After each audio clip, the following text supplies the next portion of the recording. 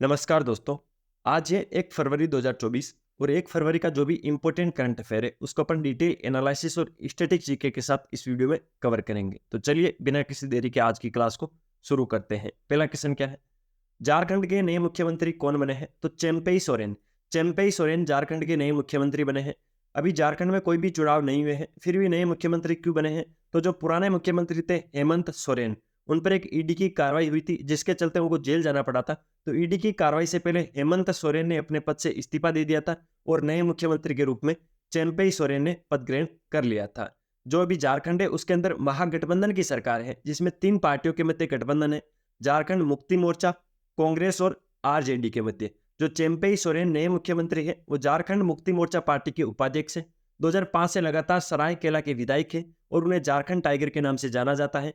यह है चेम्पई सोरेन और यह है हेमंत सोरेन पुराने मुख्यमंत्री और ये है नए मुख्यमंत्री।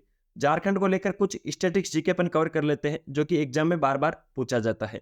झारखंड की स्थापना 15 नवंबर 2000 में हुई थी और जो बिहार राज्य है उसको तोड़कर झारखंड राज्य बनाया गया था। ये मैप के अंदर झारखंड राज्य है, इसके उत्तर के अंदर यहाँ पर बिहार राज्य है।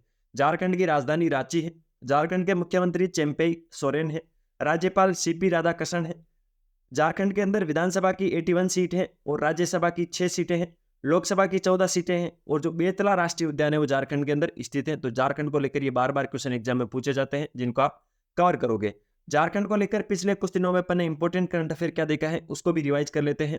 ठीक है, झारखंड के जो सीएम थे पुराने हेमंत सोरेन, उन्होंने मंत्रिपरिषद की बैठक के अंदर अबुआ आवास योजना को मंजूरी दी थी। अबुआ आवास योजना के अंदर 15,000 करोड़ रुपए का बजट रखा गया था और सरकार 3 कमरों का पक्का मकान देने का वादा करती है अबुआ आवास योजना के तहत। झारखंड के अंदर ट्रांसजेंडर समुदाय के लिए पेंशन और ओबीसी दर्जे को भी मंजूरी मिली है। झारखंड सरकार ने एयर एम्बुलेंस सेवा शुरू की है। झारखंड राज्य प्रत्येक वर्ष 15 नवंबर को अपना स्थापना दिवस मनाता है क्योंकि 15 नवंबर 2000 को झारखंड राज्य की स्थापना हुई थी।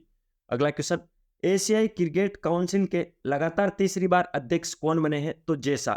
जो जय शाह है अमित शाह के पुत्र जय शाह है, एशियाई क्रिकेट काउंसिल के लगातार तीसरी बार अध्यक्ष बने हैं। भारतीय क्रिकेट कंट्रोल बोर्ड बीसीसीआई के सचिव भी है जय शाह और एशियाई क्रिकेट परिषद के प्रमुख बने हैं। जय शाह को 2021 में पहली बार एशियाई क्रिकेट परिषद के अध्यक्ष के रूप में नियुक्त किया गया था और जब 2021 के अंदर एसीसी के अध्यक्ष के रूप में जय शाह को नियुक्त किया गया था तब वे सबसे कम उम्र के व्यक्ति थे एसीसी के अध्यक्ष के रूप में। यह है जय शाह की एक फोटो। अब बात की जाए एशियाई क्रिकेट परिषद की तो इसका गठन 19 सितंबर 1983 को हुआ था। इसका मुख्यालय कोलंबो श्रीलंका के अंदर है। अभी वर्तमान में अध्यक्ष है जय शाह। जो प्रमुख खेल संस्थाएं हैं उनके वर्तमान में अध्यक्ष कौन है उसको भी अपन एक बार रिवाइज मान लेते हैं। आईसीसी के अध्यक्ष हैं ग्रेग बार्कले। ठीक है, ये है इनकी फोटो, ये आईसीसी के अध्यक्ष है। अंतरराष्ट्रीय हॉकी महासंघ जिसको FIH बोलते हैं उसके अध्यक्ष है तैयब इकराम। हॉकी इंडिया के अध्यक्ष है दिलीप ट्रेकी। फीफा के अध्यक्ष है गियानी इन्फेंटिनो। अखिल भारतीय फुटबॉल महासंघ के अध्यक्ष है कल्याण चौबे। भारतीय ओलंपिक संघ के अध्यक्ष है PT उषा। राष्ट्रीय क्रिकेट अकादमी के अध्यक्ष है VVS Laxman. Table tennis federation of India के अध्यक्ष है मेघना अहलावत। ठीक है, तो ये प्रमुख खेल संस्थाओं के अध्यक्ष है जिनको आपको याद रखना है। ठीक है, अगर आपको वीडियो की क्वालिटी, कंटेंट की क्वालिटी और मेरी मेहनत अच्छी लग रही है तो लाल वाला बटन दबाकर चैनल को सब्सक्राइब जरूर करना। बेल वाला आइकन प्रेस कर लेना जिससे प्रतिदिन सुबह 6 बजे आपको करंट अफेयर की क्लास मिल जाएगी। इसके अलावा अलग अलग सब्जेक्ट पर अपने सेशन होते रहते हैं जो कि बहुत ही इंपॉर्टेंट होते हैं, उनको भी आप देख सकते हो। अगर आपको किसी भी प्रकार की PDF चाहिए तो आप टेलीग्राम चैनल ज्वाइन कर लेना। टेलीग्राम चैनल की लिंक वीडियो के डिस्क्रिप्शन के अंदर दे रखी है, वहां से आप टेलीग्राम चैनल को ज्वाइन कर लेना। इस वीडियो को लाइक कर देना, एक अच्छा सा कमेंट कर देना। अगला क्वेश्चन क्या है? भ्रष्टाचार धारणा सूचकांक 2023 में भारत की रैंक क्या है? तो ये इंपॉर्टेंट है, इसको 3 स्टार लगा लेना इस क्वेश्चन को। जो भ्रष्टाचार धारणा सूचकांक 2023 है उसकी कल एक रिपोर्ट आई थी जिसके अंदर भारत की रैंक 93 है। 93वीं रैंक है भ्रष्टाचार धारणा सूचकांक 2023 में भारत की। ठीक है, ये रिपोर्ट जारी कौन करता है? तो ट्रांसपेरेंसी इंटरनेशनल इसको जारी करता है और 180 देशों की आंकड़ों को विश्लेषित करके ये रिपोर्ट जारी की गई है। इस रिपोर्ट के अनुसार भारत में 2023 में भ्रष्टाचार बढ़ा है। भारत 2023 में 93वें स्थान पर आ गया है जबकि एक साल पहले 2022 के अंदर भारत 85 स्थान पर था। तो पिछली बार जो ट्रांसपेरेंसी इंटरनेशनल ने भ्रष्टाचार रिपोर्ट जारी की थी उसके अंदर भारत 85 स्थान पे था, लेकिन अभी वर्तमान के अंदर 2023 की रिपोर्ट के अंदर भारत 93वें स्थान पर आ गया है। इसका मतलब भारत में भ्रष्टाचार अच्छा खासा बढ़ा है। 2023 की रिपोर्ट में भारत का स्कोर 39 निर्धारित किया गया था, जो कि 2022 के अंदर ये स्कोर 40 था। रैंक जितनी ऊपर आती है भ्रष्टाचार उतना ही अधिक होता है, और नंबर जितने ऊपर आते हैं उतना ही भ्रष्टाचार कम होता है। तो ये दोनों आंकड़े आप ध्यान रखना है। भारत पिछली बार 40 नंबर लाया था, लेकिन इस बार 39 नंबर ही स्कोर कर पाया है। जो पड़ोसी देश है उनकी रैंकिंग अपन एक बार देख लेते हैं। भूटान 24वीं रैंकिंग के साथ है, तो अच्छी बात है भूटान के लिए। भूटान 24वीं रैंकिंग पे आया है। मालदीव 93वीं रैंक हासिल की है। चीन ने 76वीं रैंक हासिल की है। श्रीलंका ने 115वीं रैंक हासिल की है। नेपाल ने 108वीं रैंक हासिल की है। पाकिस्तान ने 133वीं रैंक हासिल की है, और बांग्लादेश ने 149वीं रैंक हासिल की है। डेनमार्क फर्स्ट रैंक में है सबसे कम भ्रष्टाचार के साथ, तो डेनमार्क ने पहली रैंक हासिल की है। जबकि सोमालिया 180वीं रैंक के साथ है, यानी सबसे करप्ट देश है सोमालिया, और सबसे अच्छा देश है भ्रष्टाचार के मामले में। सबसे कम भ्रष्टाचार कहाँ पर है? डेनमार्क के अंदर। इस इंडेक्स के लिए ट्रांसपेरेंसी इंटरनेशनल के एक्सपर्ट हर देश के पब्लिक सेक्टर में भ्रष्टाचार का आकलन करते हैं। इसके बाद हर देश को 0 से 100 के बीच में स्कोर दिया जाता है। जिस देश में जितना ज्यादा भ्रष्टाचार है उस देश का उतना कम स्कोर दिया जाता है। उसी के आधार पर इंडेक्स की रैंकिंग निर्धारित होती है। भ्रष्टाचार धारणा सूचकांक 2023 में टॉप 10 देश कौन से हैं जो सबसे कम भ्रष्ट है? तो डेनमार्क प्रथम स्थान पर है, फिनलैंड दूसरे स्थान पर है, न्यूजीलैंड तीसरे स्थान पर है, नॉर्वे चौथे स्थान पर है, सिंगापुर पांचवें स्थान पर है, स्वीडन और स्विट्जरलैंड संयुक्त रूप से छठवें स्थान पर है, नीदरलैंड 8वें स्थान पर है, लग्जमबर्ग और जर्मनी संयुक्त रूप से 9वें स्थान पर है। तो ये टॉप 10 देश है भ्रष्टाचार धारणा सूचकांक 2023 के अंदर। ठीक है। सर्वाधिक भ्रष्टाचार वाले देश कौन से हैं? तो सूचकांक में निचले स्थान पर है उत्तर कोरिया 172वीं रैंक के, म्यांमार और अफगानिस्तान 162वें नंबर पर है। भ्रष्टाचार के मामले में सोमालिया सबसे अधिक भ्रष्ट देश है, जो दुनिया के 180 देशों की सूची में आखिरी पायदान पर है। 2024 के प्रमुख सूचकांक अपन देख लेते हैं, जिनमें से एक क्वेश्चन कन्फर्म एग्जाम में देखने को मिलेगा। आर्टन कैपिटल पासपोर्ट इंडेक्स 2024 के अंदर भारत की रैंक है 66वीं रैंक है। पहला स्थान इस सूची के अंदर यूएई का है। क्यूएस सस्टेनेबिलिटी रैंकिंग के अंदर दिल्ली विश्वविद्यालय की 220वीं रैंक है। कनाडा का टोरंटो विश्वविद्यालय है, वो पहले स्थान पर है। जलवायु परिवर्तन प्रदर्शन सूचकांक 2024 के अंदर भारत की रैंक 7 नंबर पर है। पहले दूसरे तीसरे स्थान पर कोई भी देश नहीं है। डेनमार्क चौथे स्थान पर है, एस्टोनिया 5वें स्थान पर है, और फिलीपींस 6वें स्थान पर है। हेनले पासपोर्ट इंडेक्स बहुत ही इंपॉर्टेंट है। इनमें सबसे इंपॉर्टेंट कोई इंडेक्स है तो ये है हेनले पासपोर्ट इंडेक्स 2024, जिसके अंदर भारत की रैंक 80 है। France, Germany, Japan, Italy, Singapore, Spain पहले स्थान पर है। पहले स्थान पर 5 देश है। इसको लेकर मैंने एक अलग से क्लास आपको दे दी है, वो कहाँ पर मिलेगी? तो अपने इसी यूट्यूब चैनल पर वीडियो सेक्शन में जाकर देख लेना, या इस वीडियो के डिस्क्रिप्शन में मैं उसकी लिंक डाल दूंगा। विश्व प्रेस स्वतंत्रता सूचकांक के अंदर भारत 161वें स्थान पर है। पहले स्थान पर नॉर्वे है। विश्व प्रसन्नता सूचकांक 2023 के अंदर भारत की रैंक 126 है। पहले स्थान पर फिनलैंड है। तो ये पिछले कुछ दिनों में अपन ने प्रमुख सूचकांक देखे थे, जिसका अपन ने रिवाइज मार लिया है। अगला क्वेश्चन, भारतीय तटरक्षक दिवस कब मनाया जाता है? तो प्रतिवर्ष 1 फरवरी को भारतीय तटरक्षक इंडियन कोस्ट गार्ड डे मनाया जाता है। तो आज है भारतीय तटरक्षक दिवस। भारतीय तटरक्षक दिवस प्रतिवर्ष 1 फरवरी को मनाया जाता है। भारतीय तटरक्षक बल है वो 1 फरवरी 2024 को अपना 48वां स्थापना दिवस मनाएगा। तो आज जो भारतीय तटरक्षक बल है उसका 48वां स्थापना दिवस है। आईसीजी की स्थापना 1 फरवरी 1977 को समुद्री माल की तस्करी को रोकने के लिए की गई थी। भारतीय तटरक्षक लगभग 7516.7 किलोमीटर क्षेत्र के भारतीय समुद्री तट की सुरक्षा के लिए जिम्मेदारी निभाती है। ये दुनिया की चौथी सबसे बड़ी शक्तिशाली तटरक्षक है। वर्तमान में इसके महानिर्देशक है राकेश पाल, जिनकी भी वर्तमान में ही नियुक्ति हुई है कुछ दिनों पहले। तो ये इंपॉर्टेंट है, ध्यान रखना है। वर्तमान में महानिर्देशक है राकेश पाल भारतीय तटरक्षक बल का। ये उसका लोगो है, भारतीय तटरक्षक वयम रक्षाम, इसके लोगो में स्लोगन दे रखा है। अगला क्वेश्चन, सुल्तान इब्राहिम किस देश के राजा बने हैं? तो मलेशिया। मलेशिया के नए राजा बने हैं सुल्तान इब्राहिम। पूरे मैटर को डिटेल एनालिसिस के साथ कवर कर लेते हैं। सुल्तान इब्राहिम मलेशिया के 17वें राजा के रूप में नियुक्त हुए हैं। उनकी ताजपोशी 31 जनवरी 2024 को की गई, यानी कल ही ये राजा के रूप में नियुक्त हुए हैं। सुल्तान इब्राहिम का संबंध मलेशिया के जोहर राज्य से है। तो मलेशिया का जो जोहर राज्य है वहां से इसका संबंध है। राजा को यांग डी पटुआन एंगोग के नाम से भी जाना जाता है। मलेशिया के अंदर जो राजा है उसको यांग डी पटुआन एंगोग के नाम से जाना जाता है। मलेशिया के राजा का चुनाव प्रत्येक 5 साल में होता है। आपको पता होना चाहिए मलेशिया के अंदर छोटे छोटे 9 काउंटी बने हुए हैं, और उसके अंदर 9 रॉयल फैमिलीज रहती हैं। प्रत्येक 5 वर्ष के बाद एक वहां के राजा बनते हैं।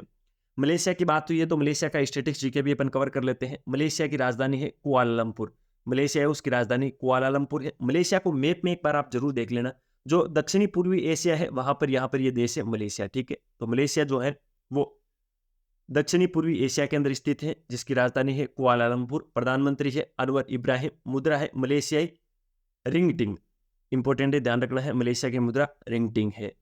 अगला क्वेश्चन, इंसानों में पहली ब्रेन चिप का प्रत्यारोपण किसके द्वारा किया गया है? तो न्यूरालिंक। न्यूरालिंक कंपनी ने इंसानों के ब्रेन के अंदर पहली चिप का प्रत्यारोपण किया है। पूरा मैटर क्या है? तो टेस्ला के मालिक एलन मस्क, जो कि ट्विटर के भी मालिक हैं और टेस्ला के भी मालिक हैं, उनके स्टार्टअप कंपनी है न्यूरालिंक। उसने इंसान के दिमाग में सर्जरी के जरिए एक चिप को इम्प्लांट किया है। ये डिवाइस एक छोटे सिक्के के आकार की है जो ह्यूमन ब्रेन और कंप्यूटर के बीच में सीधे कम्युनिकेशन चैनल बनाएगी। कंपनी ने इस चिप का नाम लिंक रखा है। तो लिंक इस चिप का नाम है। सर्जरी के माध्यम से इसे मानव मस्तिष्क के अंदर रखा गया है। इसका मुख्य उद्देश्य है जो पार्किंसन बीमारी है और अलग जो तंत्रिका से संबंधित जो भी विकार उत्पन्न होते हैं उनका उपचार करना। अगर ह्यूमन ट्रायल कामयाब रहा तो चिप के जरिए दृष्टिहीन लोग देख पाएंगे, यानी जिन लोगों में नजर नहीं है वो देख भी सकते हैं। और जो पैरालिसिस जो लकवे के मरीज हैं वो चल फिर सकेंगे और कंप्यूटर भी चला सकेंगे। अगला क्वेश्चन, हाल ही में 16वें वित्त आयोग के कितने पूर्णकालिक सदस्यों की नियुक्ति की गई है? तो जो 16वां वित्त आयोग है उसके 4 पूर्णकालिक सदस्यों की नियुक्ति कर दी गई है। अभी कुछ दिनों पहले ही पिछले महीने ही 16वें वित्त आयोग का गठन हुआ था। उसके अंदर सदस्यों की नियुक्ति नहीं की गई थी, लेकिन कल 4 पूर्णकालिक सदस्यों की नियुक्ति कर दी है। भारत सरकार ने 16वें वित्त आयोग के 4 सदस्यों की नियुक्ति की है जिनका कार्यकाल 5 वर्ष का होगा। 4 सदस्य कौन कौन है? एएन झा, जो कि पूर्व व्यय सचिव और 15वें वित्त आयोग के सदस्य भी थे। जो इससे पहले वित्त आयोग बना था उसके सदस्य थे एएन झा और पूर्व व्यय सचिव भी रहे हैं। उनको वापस 16वें वित्त आयोग का सदस्य बनाया गया है। एनी जॉर्ज मैथ्यू व्यय विभाग के विशेष सचिव हैं। सौम्य कांति घोष, जो कि एसबीआई समूह के मुख्य आर्थिक सलाहकार रह चुके हैं।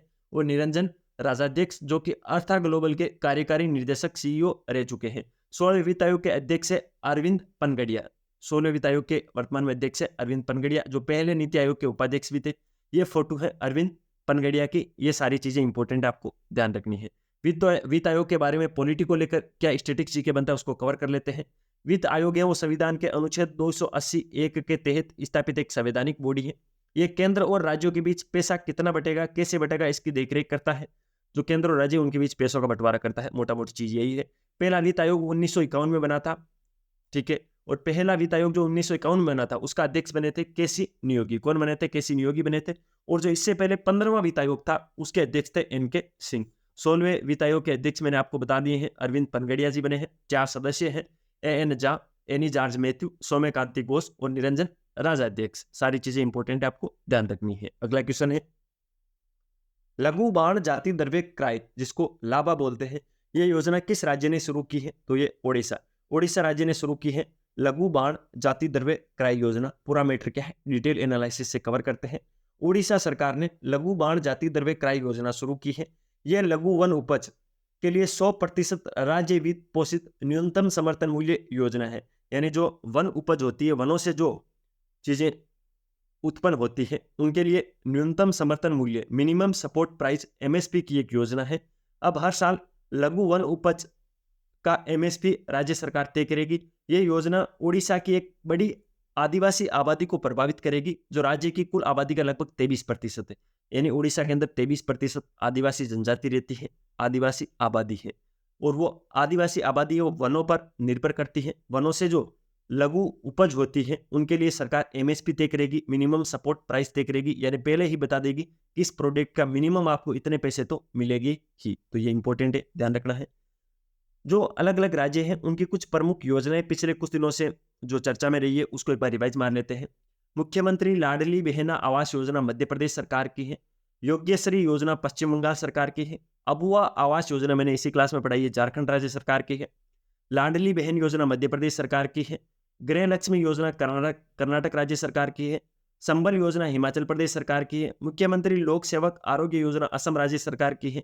युवा मितान परिवहन योजना छत्तीसगढ़ राज्य सरकार की है। मुख्यमंत्री अल्पसंख्यक उद्यमी योजना बिहार राज्य सरकार की, जिनको आपको ध्यान में रखना है। अगला क्वेश्चन, टीएचडीसी इंडिया लिमिटेड द्वारा भारत की सबसे बड़ी ग्रीन हाइड्रोजन पायलट परियोजना का उद्घाटन किस राज्य में किया गया?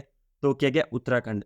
उत्तराखंड राज्य के अंदर टीएचडीसी इंडिया लिमिटेड के द्वारा भारत की सबसे बड़ी ग्रीन हाइड्रोजन पायलट परियोजना का उद्घाटन किया गया था। ठीक है, टीएचडीसी की फुल फॉर्म होती है Tehri hydro development cooperation limited, ठीक है। ये एक जॉइंट एडवेंचर है गवर्नमेंट ऑफ इंडिया और गवर्नमेंट ऑफ यूपी का, ठीक है। तो आपको ध्यान रखना है पूरा मैटर क्या है। टीएचडीसी यानी Tehri hydro development corporation limited द्वारा भारत की सबसे बड़ी ग्रीन हाइड्रोजन पायलट परियोजना का उद्घाटन किया गया है। इस परियोजना को ऋषिकेश उत्तराखंड में विकसित किया गया है। यह योजना 1 मेगावाट रूप सौर संयंत्र से प्रतिदिन 50 किलोग्राम ग्रीन हाइड्रोजन का उत्पादन करेगी। टीएचडीसी इंडिया लिमिटेड विद्युत क्षेत्र का पीएसयू है। इसकी फुल फॉर्म मैंने आपको बता दी है। यह national thermal power corporation limited और विद्युत मंत्रालय भारत सरकार के स्वामित्व में है, ठीक है। तो ये था 1 फरवरी का इंपॉर्टेंट करंट अफेयर, जिसको ऊपर अच्छे से कवर करने की कोशिश की है। अगर आपको वीडियो की क्वालिटी, कंटेंट की क्वालिटी और मेरी मेहनत अच्छी लग रही है तो लाल वाला बटन दबाकर चैनल को सब्सक्राइब जरूर करना, बेल वाला आइकन प्रेस कर लेना, जिससे प्रतिदिन सुबह 6 बजे आपको करंट अफेयर की क्लास का नोटिफिकेशन मिल जाएगा। इसके अलावा आपको अलग अलग इंपॉर्टेंट क्लासेस मिलती रहेगी जो आपको एग्जाम क्रैक करने में मदद करेगी। अगर आपको किसी भी प्रकार की पीडीएफ चाहिए तो वो मिलेगी टेलीग्राम चैनल पे। टेलीग्राम चैनल ज्वाइन करने के लिए वीडियो के डिस्क्रिप्शन में टेलीग्राम चैनल का लिंक है, वहां से टेलीग्राम चैनल को ज्वाइन कर लेना। इस वीडियो को लाइक जरूर करना, एक अच्छा सा कमेंट करना। मिलते हैं कल फिर नए सेशन के साथ, तब तक अपनी पढ़ाई को, अपने स्वास्थ्य का ध्यान रखो। टेक केयर, जय हिंद।